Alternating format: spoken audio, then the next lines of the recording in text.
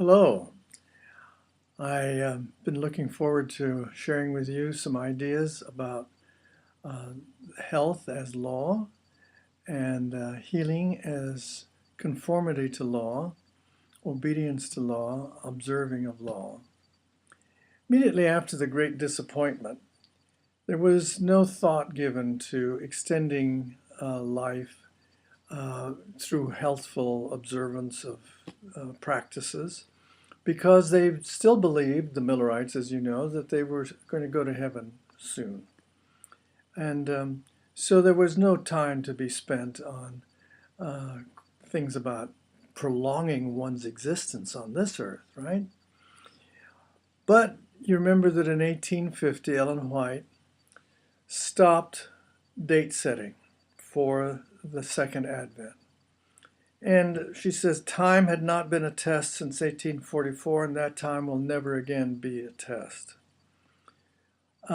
So the little flock um, was shattered by the fact that there was no salvation in time. And they were shattered, as we saw last week, by the absence of God.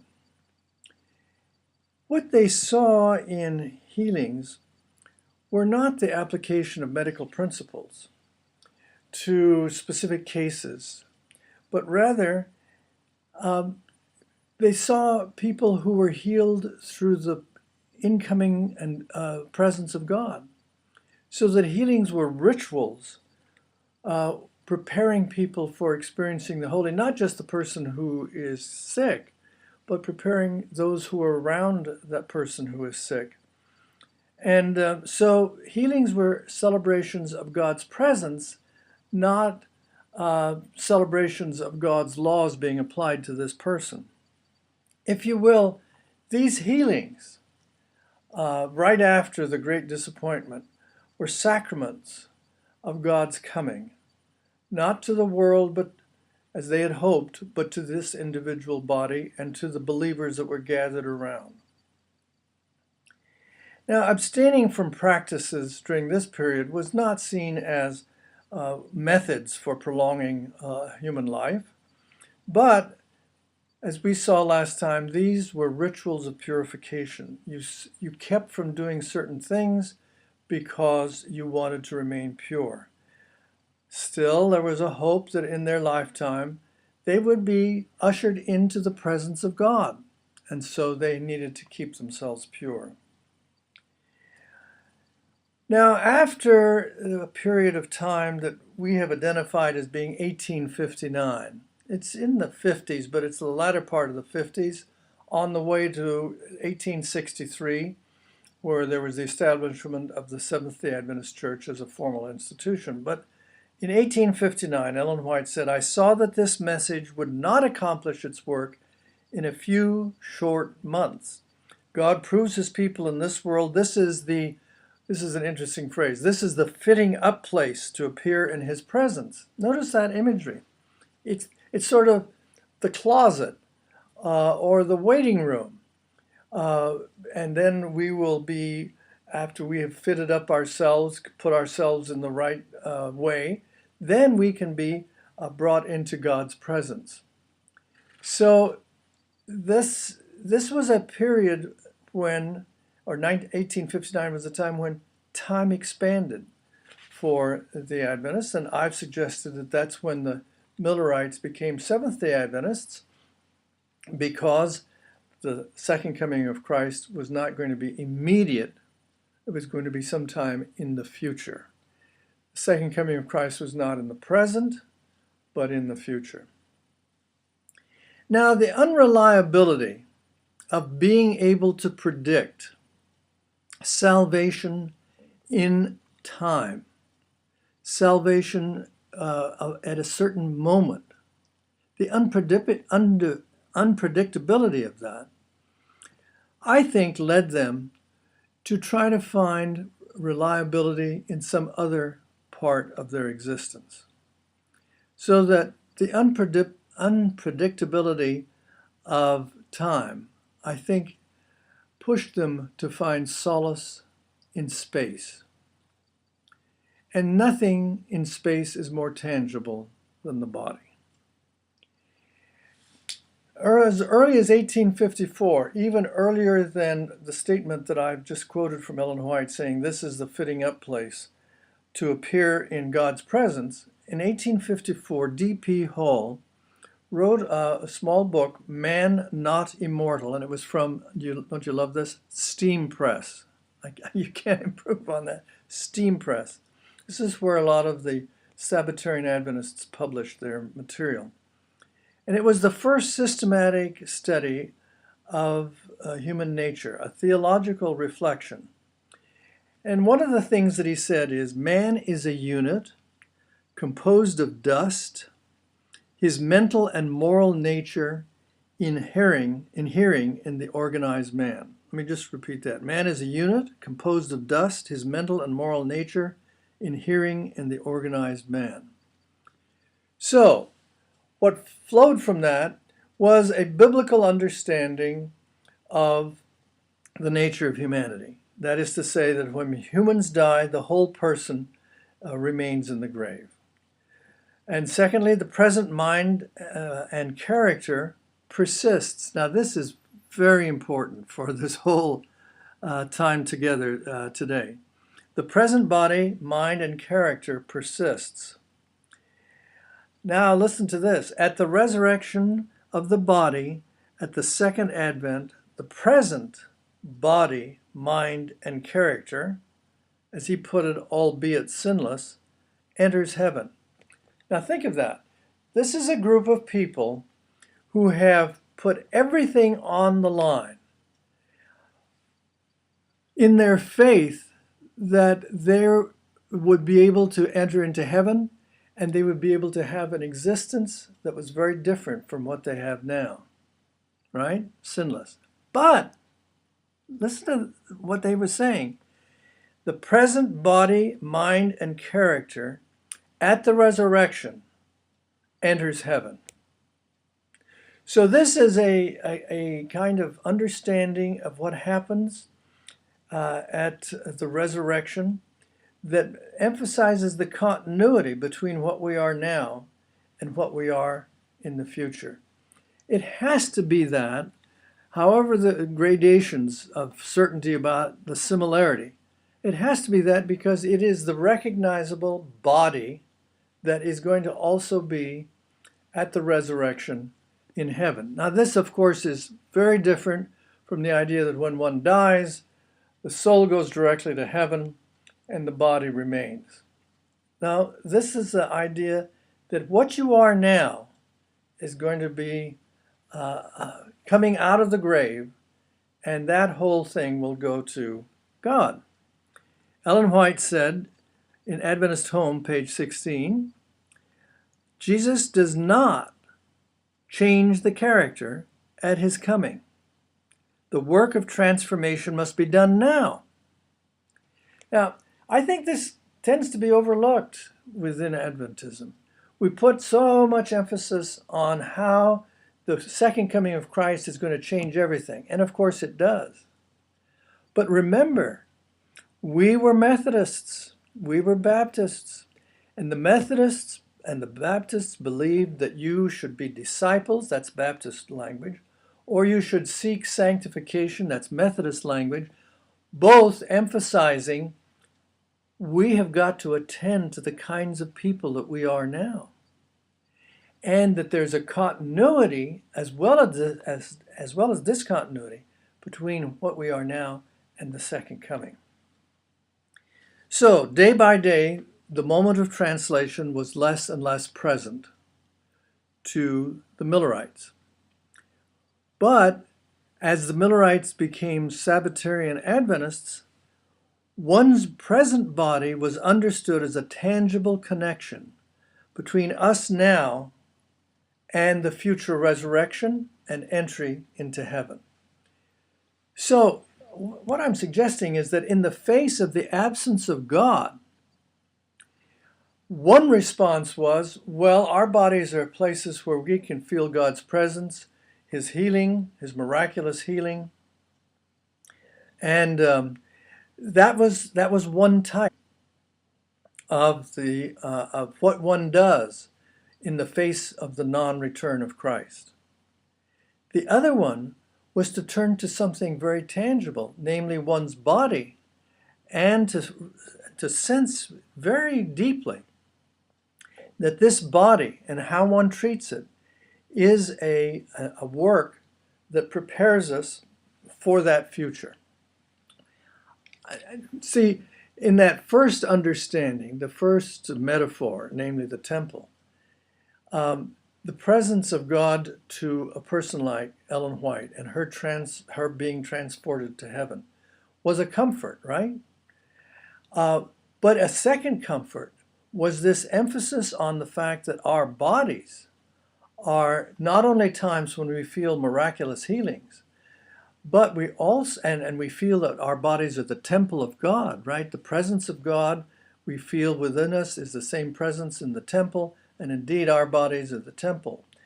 But it's also the case that this body is going to be something that connects us to the future. Across the chasm, then, between the present and the future, for Adventists, stretches the human body. Across the chasm between the present and the future stretches the human body. Now, I'm going to repeat that later because I came up with it, and I think that it is a way to emphasize how important the body and the health of that body is for Adventists, both theologically and experientially. So I think that I would like to pause here to look at how this emphasis on the body and on health is a little different and from what we saw as the body as the temple. And I want to connect it with the types that we've been thinking about and looking at, and also the period. So you might, if you have access to it, or else you can download it, that timeline with periods of Adventist history. I've had questions come in about what is a metaphor, because I've used the word metaphor. Well, it's an object, or it's an activity, or it's an idea, or it's a word, or it's a phrase that is used as a symbol of something else. And it's a kind of word or idea that connects one thing with another thing, and it emphasizes the similarity between them. Often, when it's a paradox, it's often things that seemingly are different, but there's some way in which they are similar, and that is the drama of a metaphor, right? And we've looked at the body as a temple. Let me just review. If one has this metaphor of the body as the temple of God or the Holy Spirit, what is disease? Disease is corruption or defilement. That's the problem, defilement or corruption. And what is health? Health is being pure in the presence of God. And what is healing? Purification. So that one can be pure, healthy in the presence of God.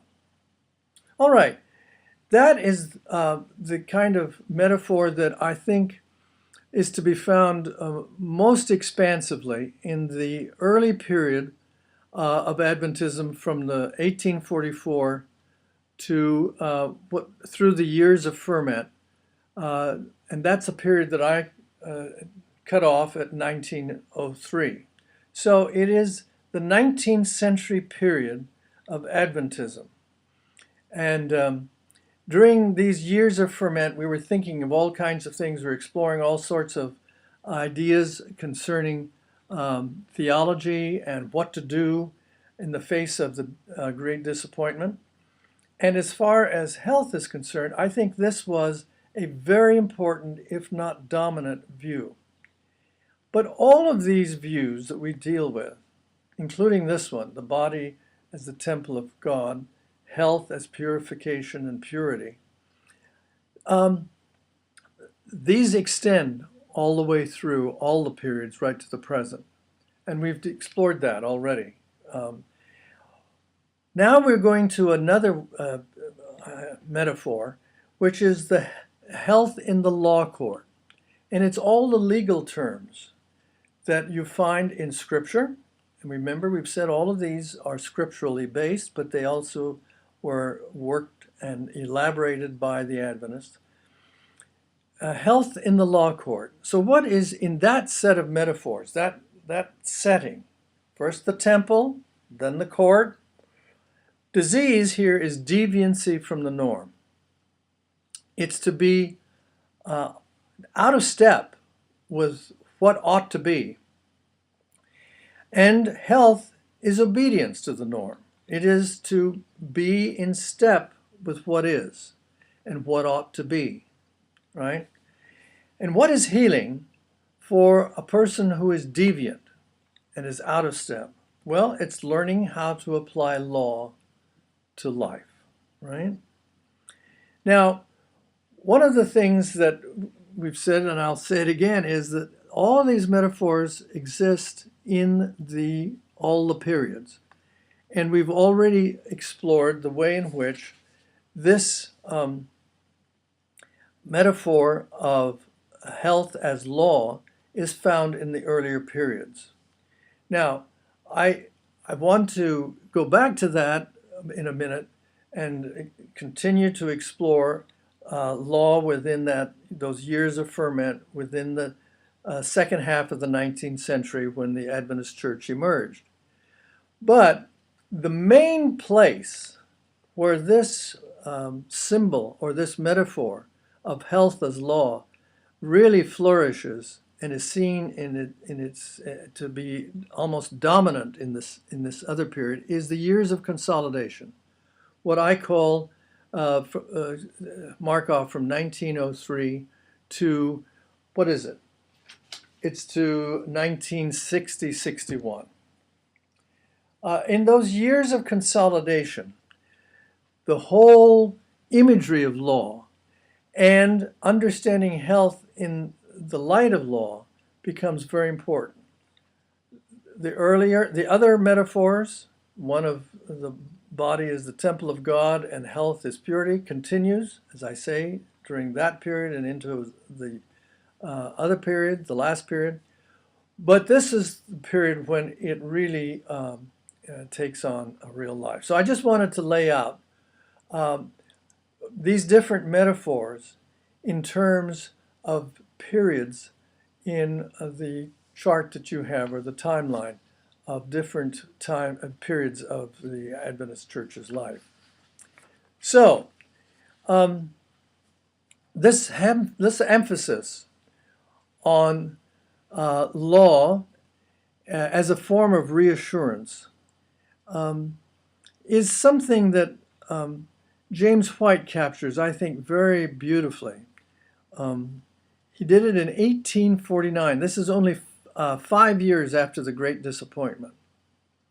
And I'm just going to read this slowly to you. It was published in Present Truth. And here's what he said in part. The scattering time since 1844 has truly been a dark and cloudy day.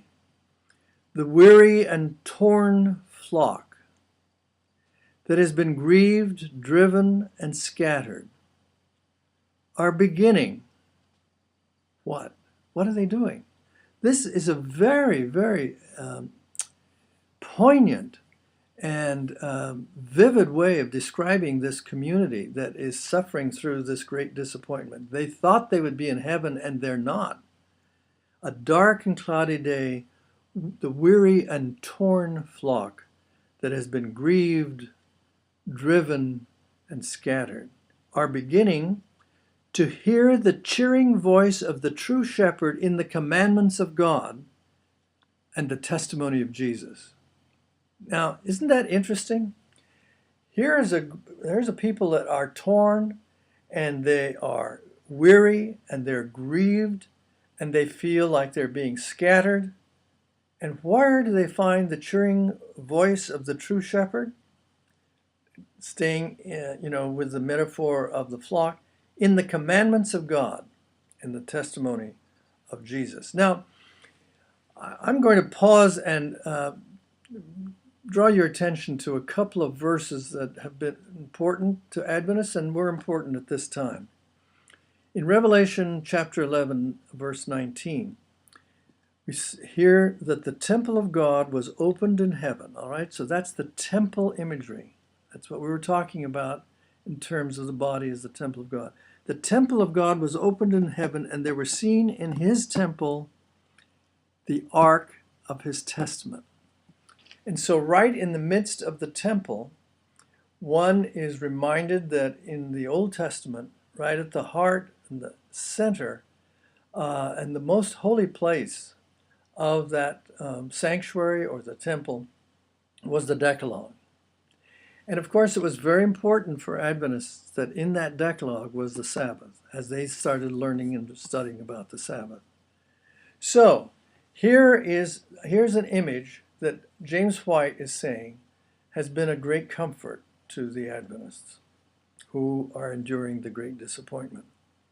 And then, of course, there's the famous for Adventists, Revelation chapter 14, verse 12, a reference to they that keep the commandments of God and the faith of Jesus. And the Adventists understood themselves to be those who keep the commandments of God and the faith of Jesus. And keeping the Sabbath was a symbol of how they keep the commandments of God. Now, this is introducing us to the importance of law.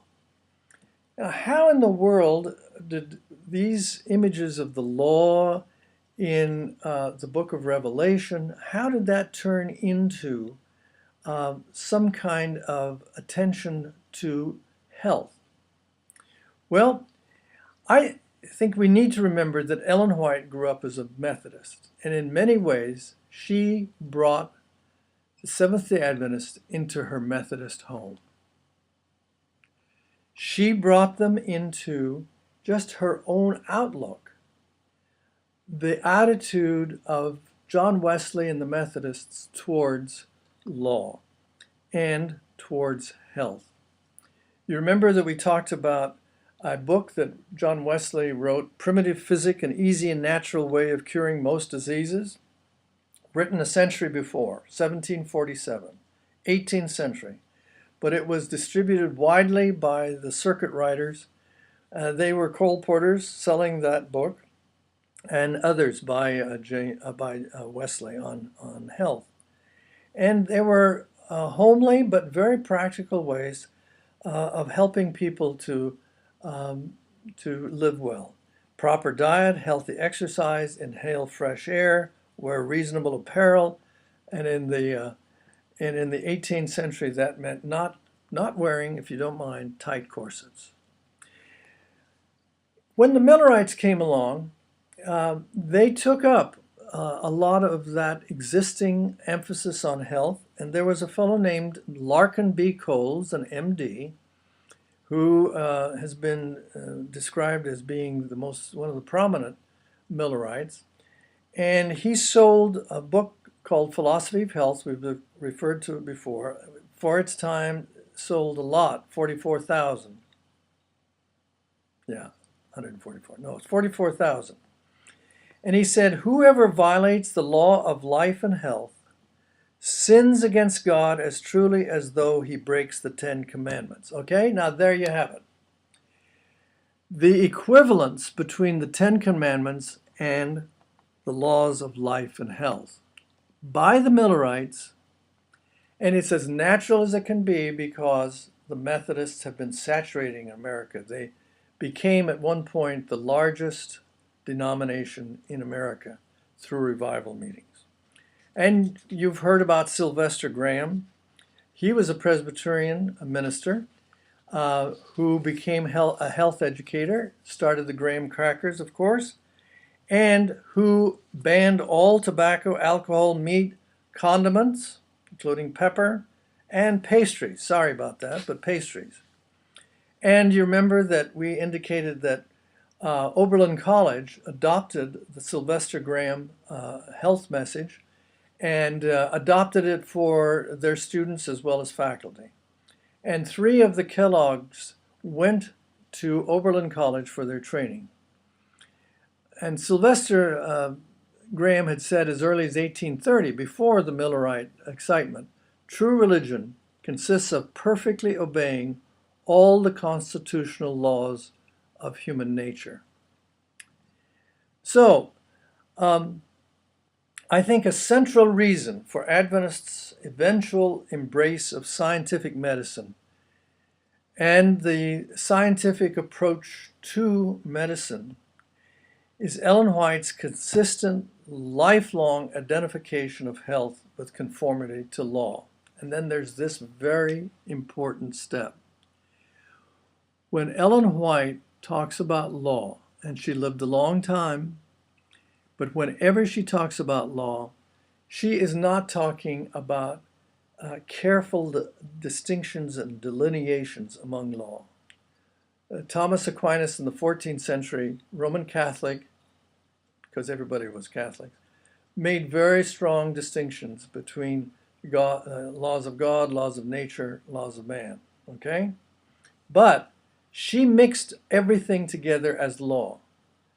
She put together, lumped together the Decalogue, natural law, God's law, laws of our being, and laws of health.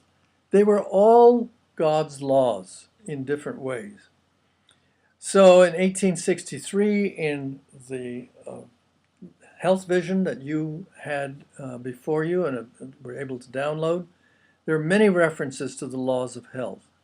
That in 1863, that 1863 piece, and it's just, look at this, 4 years after 1859 when she finally says, well, you know, this is the fitting up place.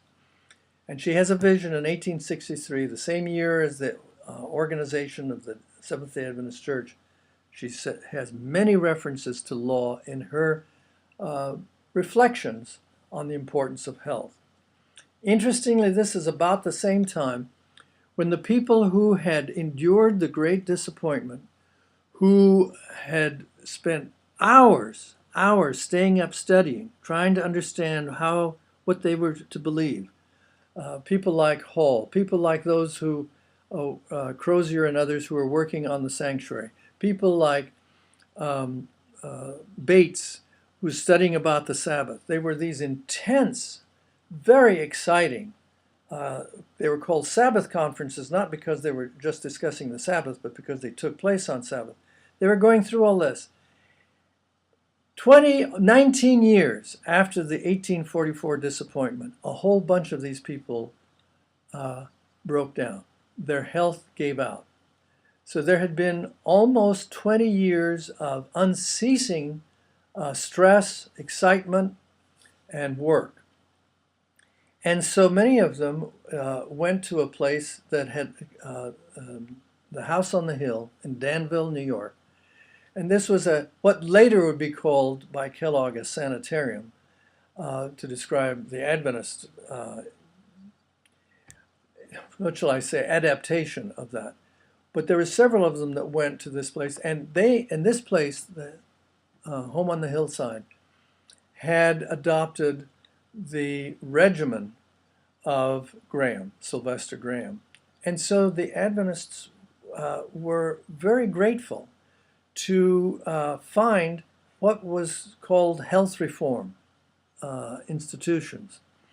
And so this reliance on laws of health was an existential, experiential, central event for this community of leaders of this small group of Sabbatarian Adventists. In 1866, Ellen White, this is 3 years after this breakdown and then the organization of the General Conference and the health vision, she says that the laws of God in the physical organism are equal to the law of God spoken from Sinai. That's the Decalogue, all right? Equal to it. And then and she wrote that in a journal that they established. Imagine, they were starting these journals. It was like going on the internet and starting a website. There was the Adventist Review, there was the Present Truth, the Health Reform Journal. And so in 1873, in the seventh volume of it, she says, "Our first duty, one which we owe to God, to ourselves, and to our fellow men, is to obey the laws of God, which include the laws of health." So they were all laws of God, but the laws of health were certainly right there as a part of it, and in the Decalogue, and therefore in the imagery of the book of Revelation, when you have the book of the Testament right in the sanctuary, they understood that, after 1863 at least, as including the laws of health. Now, for all of you, or any of you, who are theologically inclined, what part of the Decalogue do you think the Adventists saw as being most relevant to health? And there's a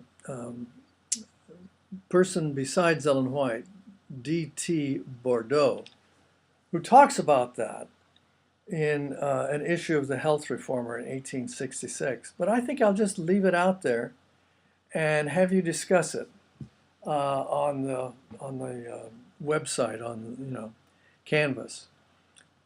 What part of the Decalogue do you think was seen as being most relevant to the idea of health? All right? We've already established that law was important. The legal language was important. Which part of the Decalogue?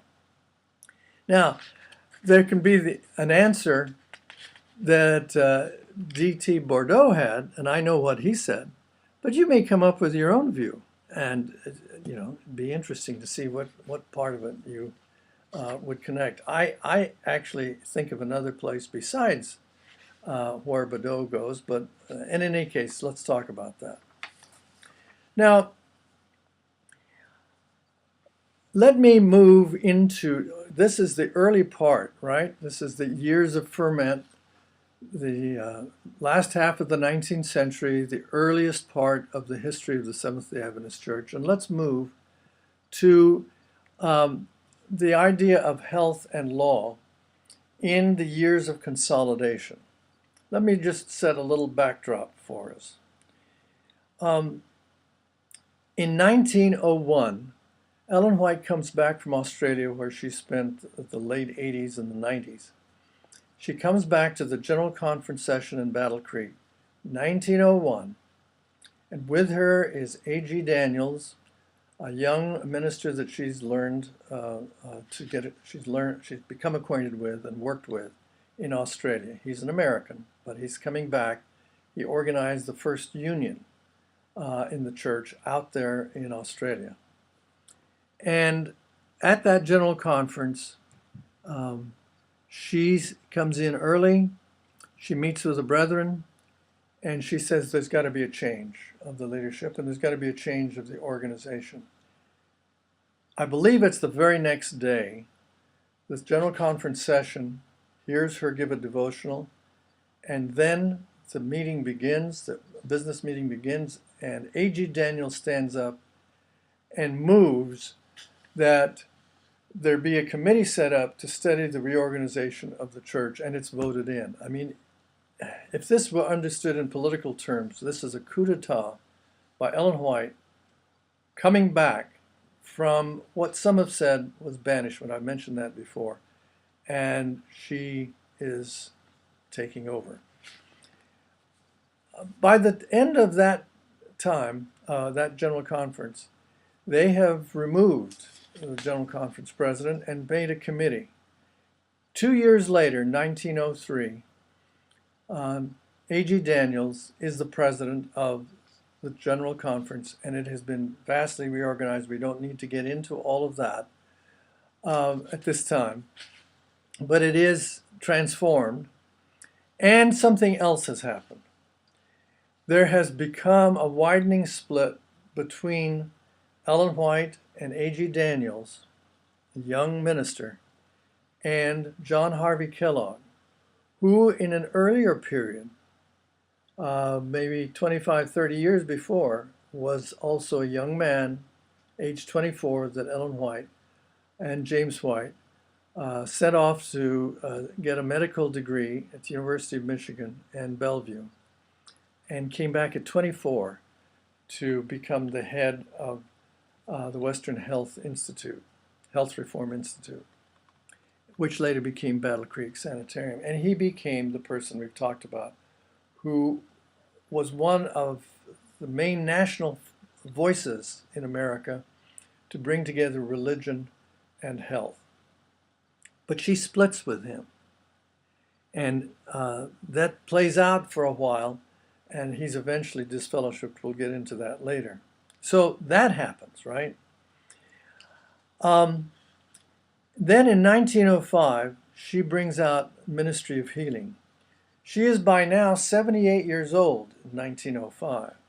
All of this thing, you notice, is a 70-year-old woman who comes in and completely changes the church. And she continues to attend to health. We'll see, not now, but next time, next lecture, what she does actively in reviving Adventist health institutions once the church, it's clear, is losing Battle Creek to John Harvey Kellogg. In 1908, when she is into her 80s, she tries to convince A.G. Daniels to make vegetarianism a definitive mark for fellowship in the Adventist Church. He doesn't agree, and she backs off. 1915, she dies at the age of 88. Any of you who know world history, you know that by 1915, World War I is upon us. Teddy Roosevelt has been in the White House. By the way, this is totally off the subject, but one time when she was riding in a carriage in Washington, D.C., evidently she went one way and the President of the United States went the other way. They didn't talk, but the Adventists remembered that there was that moment. So what to do? Here the church has been put on a new path. It's been transformed structurally. It has new leaders. What is going to happen to this church with the prophet who's been around all these years dying and has obviously had everything to do with the Adventist thought and structure and organization to her death? Well, one thing that happened was the creation of an Ellen G. White estate. And this was an independent, that is to say, not denominationally controlled directly, but an independent, what we would call today a foundation, to be responsible for Ellen White's writings. A board was established, and it's always had leaders of the church on it. One of the founders we'll want to look at, one of the first of the people who served on the Ellen G. White estate, we'll want to talk about F.M. Wilcox. What was the role and what was the job? Well, there's been a book that's come out recently by Dr. Valentine that talks about the Ellen G. White estate and its relationship to the church. So there's a whole volume on that. But its role clearly was to maintain and continue the authority of Ellen White. And it was always kept very close to the General Conference, physically and organizationally, even though it was distinct, so that no one administration could control the Ellen G. White estate. It was headed up by the son of Ellen White, Willie White, her younger son, and after him, her grandson. So this was how can you say it? It was the way in America that a ruler's dynasty can continue. And it continued to have very, very important influence, and you might even say domination of Adventist thought and policy. Now, it worked in concert but over and over again, the new leadership and continuing on beyond the immediate leadership would go to the White estate and say, well, could you tell us what did Ellen White say on this or that matter? And they would produce reports. They also looked through the files and the writings of Ellen White, articles and small books, and they continued to be a publishing house of Ellen White's writings. Now, they edited it, and the Review and Herald published it, these things, but they became a continuing engine for producing compilations of Ellen White's writings on a variety of topics, as you know, from bringing up children to education to health to gospel writing, and then the testimonies and so on. Now, I want to say that the concept of law then was something that the Adventist Church was turning to, not only just after the Great Disappointment, when they felt that God was absent, and they turned to, I say, salvation in time, to God's continuing work in creation and observing it. And particularly relevant for us, God's laws of health in the creation. And they found God there, and they felt blessed by God being there. So if you're interested at all in theology, what happens at this period is an expansion from salvation in history and salvation in the end time, in eschatology, to salvation in God's work, not just in salvation, in great acts of God in creation and in Christ and so on, but also God's continuing activity in sustaining his creation. And what it meant was that it was very important for us to continue to attend to that creation, including attending to it to find out how we could sustain our health. One of the people who spent time, 12 years, in an Adventist health institution, first as chaplain and also as business manager, was F.M. Wilcox. He had been born 3 years after the Adventist Church was established. That would be what year? 1866. And he moved from being somebody that worked for 12 years in the health institution to become an associate editor of the Review and Herald, which was the journal for Adventism. Every week it really told the membership what the leadership of the church thought they ought to think and how they ought to act, how they ought to live, and how they ought to live in a healthful way. For 33 years, he worked at the Review as an editor, most of that time as the editor-in-chief. He was one of the 5 founding editors of the board of the Ellen G. White estate. He was the longest serving member of the Ellen G. White estate. He was on there for 36 years until his death in 1951. So if you can imagine it, he joins the Review and Herald before Ellen White dies, 4 years before she dies, and he serves until the Korean War, 1951. This is a person who was a dominant voice, and I imagine you've never heard of him, F.M. Wilcox.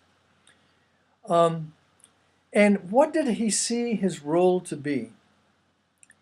He saw his role to be to continue the way in which the church had been as he understood it when Ellen White died.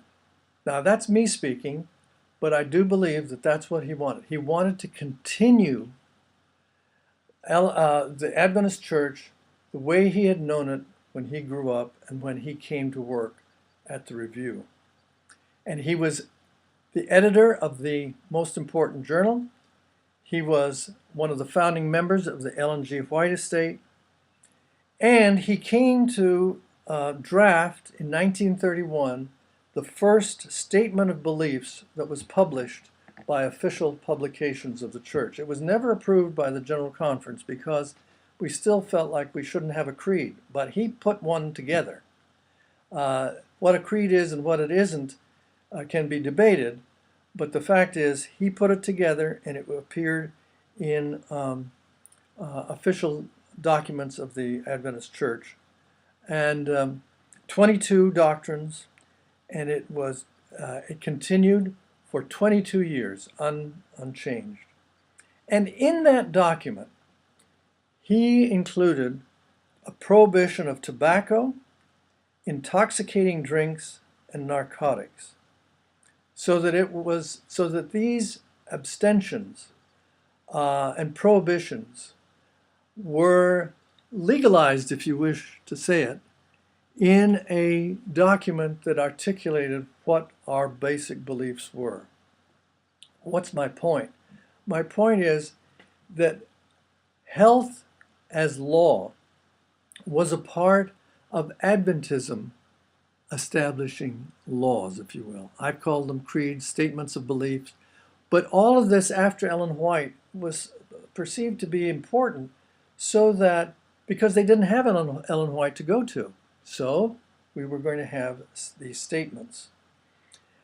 Now in 1935, F.M. Wilcox returned to his roots, and he was still the editor of the Review, but he returned to his roots and published a book called Gospel of Health. And he says there that physical laws govern the body and are of divine origin. So again, the idea of health as law is articulated by this editor of the Review, who is establishing the basic statements of belief and is publishing every week what Adventists ought to believe, and this is what he says about health. And in it, he gives specific prescriptions of what to do and what not to do for healthful behavior. So the denominational leaders in this period, and his life almost covers the entire years of consolidation. The leaders like him, and then his associate, a brilliant associate, F.D. Nicol, who became an associate editor in 1934 and succeeded F.M. Wilcox when Wilcox retired from the editorship of the Adventist Review. These leaders who succeeded Ellen White led the church during this period from the First World War to the Korean War, from 1914-15 to 1950s and into the 60s. And they sustained the idea that Adventist belief meant that there was a commitment to law in general and to laws of health in particular. Now, some of you who are interested in theology, let me just underscore that by saying this is the time when the controversies emerged between liberals and fundamentalists. And F.M. Wilcox said that the Adventists were the fundamentalists of the fundamentalists, or the chief of fundamentalists today, and in fact castigated the fundamentalists because they weren't legal enough, because they ignored the fourth commandment, talking about the seventh day. Now, let me wind this up almost. Let me wind this up by talking about the way in which law has continued to have an important way to understand health. And that health is seen to be an observance. Let me just say disease is seen as a deviance from these laws of health. And that health is to be is to conform and observe these laws, and healing is restoration of the observance of these laws. All right? Through this period and on into, indeed, the years of exploration, there are these basic ways in which Adventists think that they ought to live. And they are really a continuation of Wesley's basic recommendations for his people to lead a healthy life. I think that Seventh-day Adventists, in fact, are the major religious community that continues to teach John Wesley's combination of spiritual life as the Orthodox and the Moravians, the Orthodox throughout the history of Christianity, and the Moravians in the 18th century. The combination of spirituality with the body.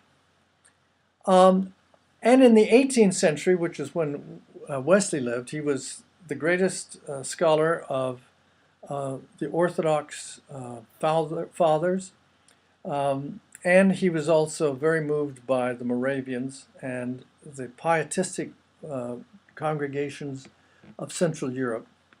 And he combined them, and he with an 18th century outlook that says, you know, we ought to look what's around us. Our reason can tell us what works and what doesn't. And he was emphasizing, as we've seen, fresh air, exercise, simple food. Wesley was the religious figure around the time of the Adventists that emphasized prevention of illness through observance of God's natural order. Now, what has been the result of Adventists abstaining from certain things and observing certain things? Well, the abstentions from tobacco and liquor, and these two abstentions, particularly tobacco and liquor, while there are Adventists who indulge in them, you simply do not find Adventists who go to church out in the parking lot smoking or drinking. I mean, it is, everybody agrees that's something you shouldn't do. And in fact, there have been studies made of Adventist young people, and for those who are church-going, there is really no indulgence in tobacco. Now, we all know that there are even church elders who have had struggles with both of these or one of these, but the observance of these abstentions is very strong. And it has resulted in studies showing that, and these are studies that have gone on for 50 years or more, between 1958 and 2010, that particularly the studies done in California, done here at Loma Linda, as a matter of fact, SDA women live 4 years longer than non-SDA women. And SDA men who are not, SDA men who are observing in general Adventism live 7 years longer than non-SDA men. So that's interesting. 4 years longer for women and 7 years longer for men. Now that's one level of observance, the observance of what you don't use. But if Adventists also, in addition to giving up tobacco, liquor, also give up meat, if they're vegetarians and they exercise, so they not only give up tobacco and liquor, they give up meat and they exercise, what happens? Well, what could be called physically active vegetarian Adventists. Physically active vegetarian Adventists, that is, they also abstain from tobacco and liquor. In California studies, it's been shown that SDA women live 9 years longer. So if they're slender and they're vegetarian, They live 9 years longer than non-SDA women. And if the men of the same sort, that is to say, they don't drink, they don't use tobacco or liquor, and they're vegetarian, and they're physically active, and so they're slender, they live 13 years longer than non-SDA men in California. Hence, Loma Linda being called the blue zone, right? I'm sure that there are a lot of people who call it a lot of other things, but it has been described by at least one journalist, and it's been picked up in the literature as being a blue zone. That is quite a difference. And studies have gone on to demonstrate that the laws of health and the laws of nature, as observed by studies of people who eat certain things, make sure that it's a part of their diet. They not only give up tobacco and liquor, but they also actively go out to eat a vegetarian diet, find that if they eat legumes, they have lower rates of cancer of the pancreas and of the colon. If they eat more fruit, they also have lower rates of cancer of the pancreas and the colon.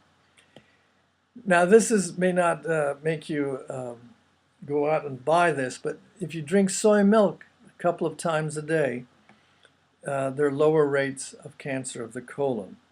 A few nuts each day protect against heart attacks. Whole grain protects against heart attacks. Fish protects against heart attacks. Indeed, it may be that people who are vegetarians and also eat fish have even a longer lifespan than people who are just pure vegetarians and don't eat fish. That is something that seems to have emerged in the studies. So let's draw this to a close by saying that we have been looking at a way in which reason has been used by Adventists to observe and calculate, and not only to observe something besides Scripture.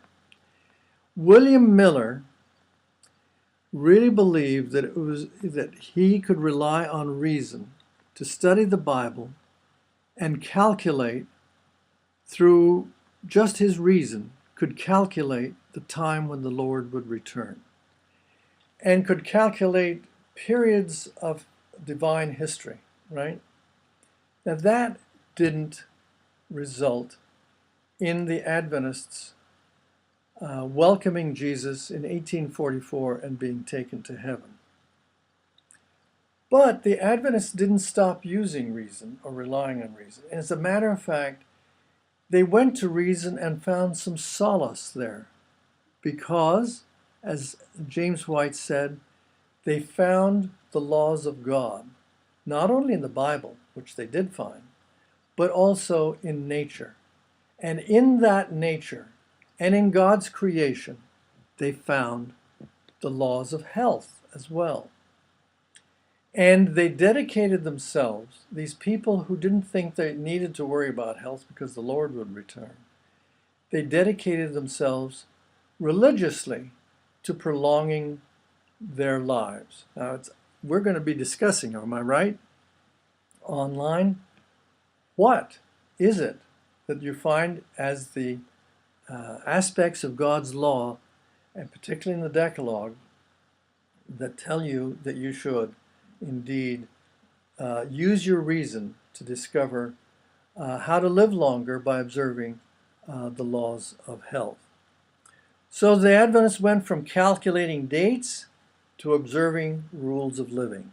They went from crises in time to continuities of creation, including our bodies.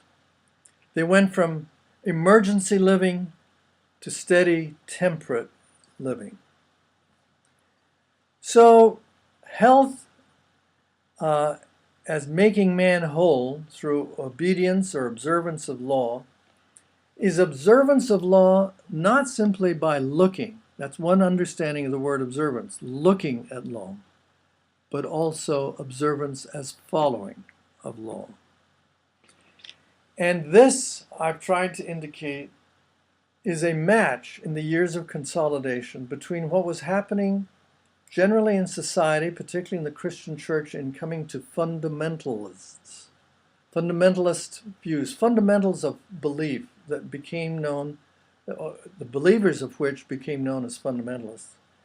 The consolidation of the Adventist church into a certain structure and a continuity of belief through the first half of the 20th century. And this understanding of health as law, as continuity. And I don't think that we want to say that this is better or worse than the other type, which understands the body as the temple of God and purity is important, nor better than what we'll be exploring in the future. But it is a distinct and important way in which Adventists have looked at their Bibles and felt that they found there a metaphor for health and for healthful living. Now, the next lecture is going to look at this way of understanding health and the metaphor of law as it's been developed in Loma Linda in various ways. Thanks, and we'll see you the next time. Bye.